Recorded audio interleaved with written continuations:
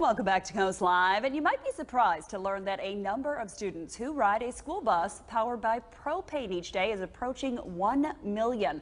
Joining us today to talk about that and bus safety is Back to School Week is one of the nation's top energy experts. Tucker Perkins is the president and CEO for the Propane Education and Research Council. So, Mr. Perkins, thank you so much for joining us today on Coast Live. It's great to be here. Thank you very much. All right, so this is something I didn't even know about. Back to school this week, this might be something a lot of parents are interested in. So tell us what PERC is and then what your goals are for the organization. Well, PERC looks for ways to improve the uses of propane across the country. In this case, we've developed technology that reduces emissions and quiets the buses, but also saves the school districts money. It's really the perfect application of propane when we talk about a propane-powered school bus. And I know a lot of people out there, I mean, we're familiar with that, propane in your backyard. You taste the meat, not the heat, if you're actually using the propane for your grill. But I don't think a lot of people understand all the uses for it. So, I mean, what are some of the other energy mixes that you guys actually use propane for? Well, I always love it when people know that propane at least powers the grill in their backyard. But beyond that, I mean, we power millions of homes and farms for hot water, for heat, for cooking, as well as engine applications. The predominant one is forklifts.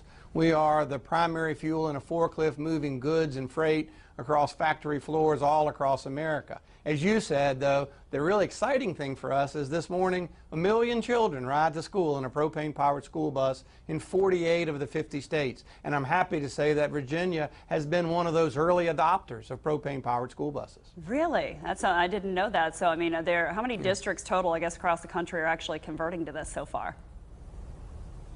Well, nearly 1,000 school districts right in our own home state of Virginia. We see a great adoption from Gloucester and Newport News have been early adopters, but we continue to see, and that's what's exciting to us, is more and more school districts use the benefits of propane-powered school buses. So I guess the big question is, I mean, we all know of gas or diesel-powered engines, so what are the actual benefits of converting over these big fleets of school buses for the school systems?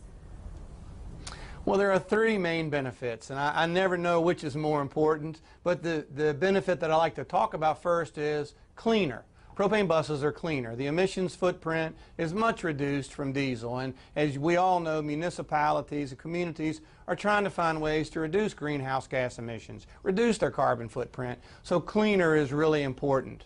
I think sometimes my favorite attribute is quieter. And we always knew that quiet was important for a school bus in your neighborhood early in the morning. We also know that quiet is really important to the driver.